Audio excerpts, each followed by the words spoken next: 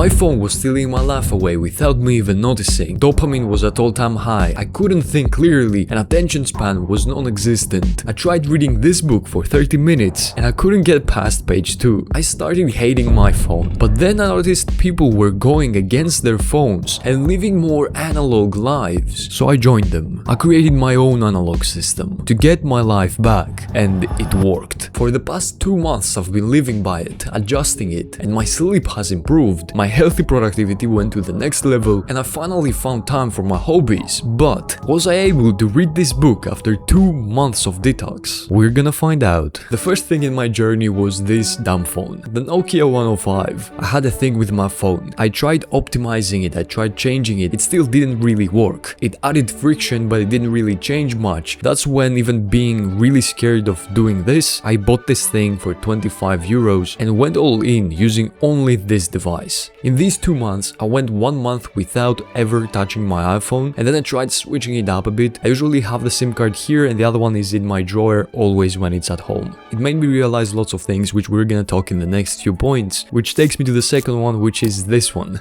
An alarm clock. Not having my phone in bed with me was the number one thing that turned my awful sleeping schedule into an actual healthy one. We're talking like 4 AM to 12 PM. That has changed from that to sleeping at 1 AM and waking up at around 9, which is a crazy difference. That was literally the most difficult thing for me to change. The third thing is my Nintendo DS. Usually when you have some free time at night, you will end up scrolling on your phone, but having something else you can grab easily and play without thinking too much, instead of using your phone to fry your brain, is a blessing, literally. And it feels like you're actually doing something, because if you scroll then you feel very heavy and you have a brain fog, but after playing some games on Nintendo, it's a completely different experience. I could even argue that you feel lighter after playing for a bit. It's like a good and healthy break. And the most important thing, it is not compulsive behavior. The fourth thing is no phone outside. I had come to a point where I would use my phone outside for absolutely no reason. I could have random questions or ideas, I would open my phone, go to ChatGPT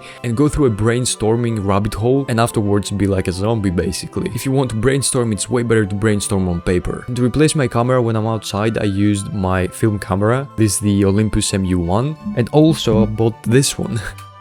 It is a digital camera, also an Olympus. It's very old and aesthetic, but I've been using my film camera more than this one, honestly. Without your phone when you're outside, you're more present, and that experience feels longer because you are more present, because you don't have your phone to fill in the boredom or fill in the empty spaces, and you don't have a constant itch in your mind to grab your phone and check your notifications or whatever. The fifth thing is having a creative project. I like rapping, and I like recording some stuff and working on different projects. So whenever I have some free time in afternoon and let's say I'm bored and I don't have that much energy, it is very refreshing and energizing to write some lyrics down or record some lyrics and mix and master your stuff, and it's way better than scrolling for 1 or 2 hours. That is guaranteed, and it is way easier to do because it's actually something you enjoy. I like the process of creating something out of nothing. The next thing I'm doing is watching more movies or TV shows. Even though I didn't use my phone, I noticed that I was spending too much time on YouTube. So I was thinking, if I watch a form of art, a movie for example, wouldn't that be better than watching YouTube? But honestly, I didn't watch movies, but I watched animated shows like Common Side Effects, which was a really good show, and the episodes are around 20 minutes long. So instead of watching YouTube for 20 or 40 minutes, I could watch 1 or 2 episodes of that show. Don't get me wrong, I still do watch YouTube sometimes, and I create stuff for YouTube, so I obviously like the platform, but I try to limit the usage as much as possible. And consuming a piece of art instead of content sometimes is better. The time I spend doing that feels more meaningful. And the seventh thing is journaling. Before doing this project, I would wake up and spend some time on my phone. That could be 20 minutes, but still, the day doesn't start good. You feel worse, you feel sluggish, as if you didn't start fresh. And that could lead to bad decisions or not being as productive as you want to in your day. I mean, the anti-hustle healthy productivity. So what I did is buy a journal and create a habit tracker on my commonplace book. So I do the habit tracker daily, and I do this one almost daily. So now I don't use any digital devices for about an hour after I wake up, and I write in these two before working. But the true question is, did I actually manage to keep my attention and read a book for at least an hour after this whole 2-month journey? And the answer is...